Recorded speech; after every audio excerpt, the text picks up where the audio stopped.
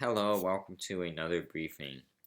So in this briefing, I'm going to start out by showing you a comparison of the European computer model projection on the left and the GFS computer model projection on the right um, for just the general weather pattern across the western United States for the next week to 2 weeks. Mind you, this is just a projection based on the conditions as we best understand them today, and as we go into the next few days, this can change, especially when you go past 5 to 7 days on a projection. Um, a lot could change, so don't take this as a forecast. This is just computer model guidance, and we're going to be comparing two different models, which are probably going to be showing quite different outcomes. So as we go through this thing, see pretty good agreement with these models for the first few days, as would be expected. You have a light system into the Pacific Northwest and then into the Rockies. You have, starting on the 25th here, we have a bit of an inside slider low pressure system. It's just basically a storm system that takes a very inland track, has a lot of cold air with it, but usually limited moisture for coastal regions. It's more of a snowmaker for the mountains. So this does bring some significant moisture into the LA area. Thankfully, they might actually get some good precipitation. Um, and Nothing, huge, but very beneficial. They really need it. And Euro and GFS, pretty good agreement with the timing and location of that system. Just some light rain and snow for the LA area. Depending on how cold it gets with this system, there could be snow into the Grapevine. We're gonna have to see like how low those snow levels get. And then pretty good agreement as that system exits into early next week. Depending on how the pressure gradient's set up here, there could be another offshore wind event. Then we're looking at mostly dry into next week on the Euro, but see, here's where the models start to disagree. The Euro still has it pretty dry for most of the west coast around the 30th. The GFS starts to bring in a weather system, wants to bring in a weather system to the Bay Area, and then it fizzles it out. So it doesn't really happen. It happens maybe for Northern California, but once again, this is one model, one projection, and this is in the 8-day range at this point. And the other computer model we're seeing here is not agreeing with this. So, and let's look at the Canadian. That's going to show up on your right side. That computer model is more like the European. Wow, interesting. So both the European and the Canadian have the system well offshore. The GFS brings it closer, but I mean, you're looking at three models, and 2 out of 3 of them show one thing, and the other one shows a different one. It's very likely that this that the GFS is an outlier in this situation, and the European solution would be more accurate. But we'll see how that plays out over the next few days. Still too soon to tell, of course, what will actually happen on that day. And yeah, you have and then they're actually in pretty good agreement with bringing more rounds of moisture for the Pacific Northwest. The GFS does start bringing rain to the Bay Area on the 4th. The Euro is a little later on that, around the 5th. Well, this is technically the afternoon of the 4th. The GFS wants it the early morning of the 4th, so the Euro is a little bit later, but it does bring a little system, a little cold front down. So that's something to look forward to. There's some model agreement there for a potential system around February 4th. Let's look at what the Canadian has. Oh my god. Let me just... Okay, something I'm totally, just... that's really catching my eye on this GFS run is look at all this snow. All the way down to the valley floor in Seattle and Portland and such. Like, this would be low elevation snow. This would be snow in Seattle. This would be snow in Portland. If this GFS were to verify, now I'm definitely keeping an eye on this trend here, if this becomes a trend with the GFS, because the GFS wants a really cold system in the Pacific Northwest. that would deliver snow to Seattle and Portland. So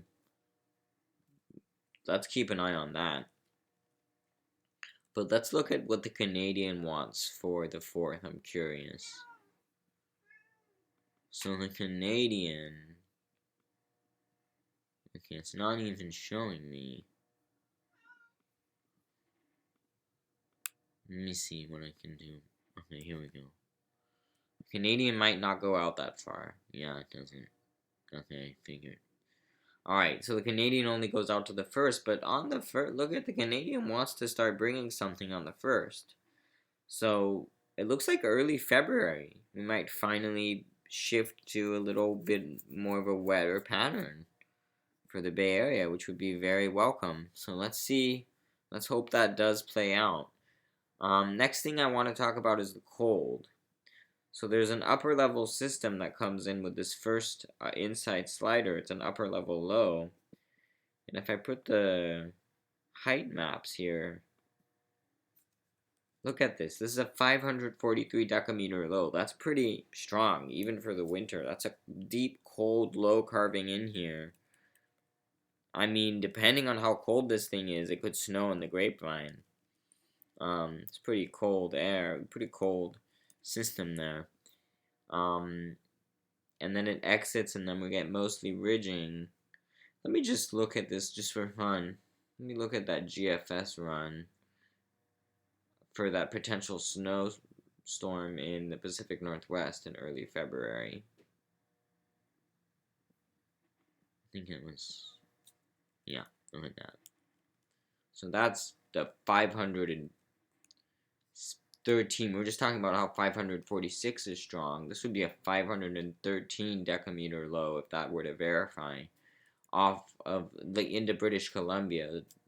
Pressure heights in Seattle would be 525, maybe 522.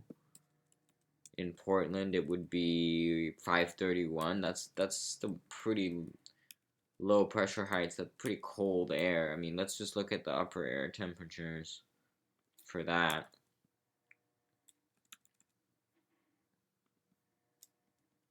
I mean, 5,000 foot level. That's pretty cold. The Arctic air, the core Arctic air stays to the north, but probably just enough cold air to produce snow still.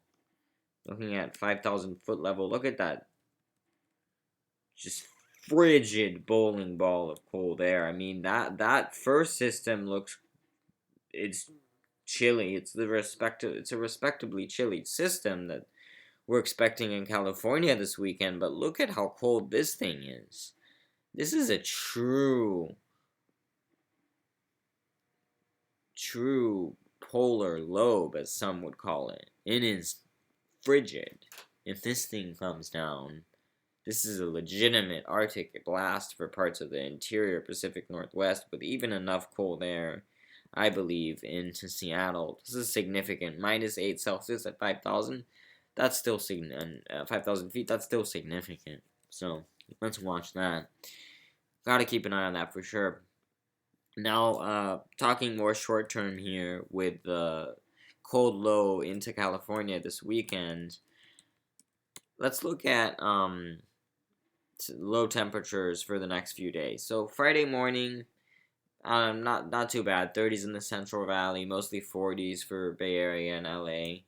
Then you go into Saturday morning, gets more 30s in the Bay Area. Sunday, Monday, you start getting some cooling in the Bay Area. And then let's look at Tuesday, Wednesday. Look at that. And then it shifts south to Southern California. You're looking at Sunday, LA is upper 40s. Monday morning, it's low 40s. Tuesday morning, 40, maybe some upper 30s for the LA region. Down to 41 for Palm Springs. So that cold air is going to start in the Bay Area, and then it's going to shift south. Let's look a little bit at the precipitation forecast for Southern California, something I'm sure people are really looking forward to down there. So, and rightfully so. So, as we scroll in, nothing on Friday, but then we start seeing rain on Saturday, 4 p.m., 10 p.m. By 10 p.m. Saturday, National Blend of Models projecting maybe a tenth of an inch for the LA area. But if you, as you go into Sunday, look at by 10 p.m. Monday here. I mean, not saying this is gonna like happen for sure, but the National Blend of Models wants around an inch for many areas near the coast. 2/10 of an inch Palm Springs. Let's look at some different computer models here. Let's look at the NAM, but that doesn't. Let's go shorter here. So let's just looking out to. It's not very far out. Let me see how far I can get with the NAM. Yeah, see, it just doesn't go that far out. Okay. So we're not quite in range of the high resolution models yet, but let's look at the European and the GFS. So going out to 10 a.m. Monday. Alright, let's look at the GFS. Alright, GFS, not as aggressive. GFS still maybe a quarter inch for the coastal areas here of LA, maybe. European model is a little better, maybe half an inch, maybe 3/4 of an inch for some coastal areas, like just taking LA and Orange County coastal areas, just examples. So the Canadian. Yeah, about a half an inch. So it kind of checks out that the National Blend of Models is saying close to an inch for a lot of these areas. National Blend of Models just basically takes all the computer models, blends them together, puts an output out. Usually pretty reliable. So this is good. This is a good sign. It's a good signal. They certainly need it there. So let's hope this verifies. That's all I have to say for today. We'll keep an eye on these patterns as we move forward, especially the snow potential in the Pacific Northwest if the GFS solution were to verify. So definitely we're going to keep an eye on that. Thank you for watching. I hope you got something out of this, and I'll see you next time.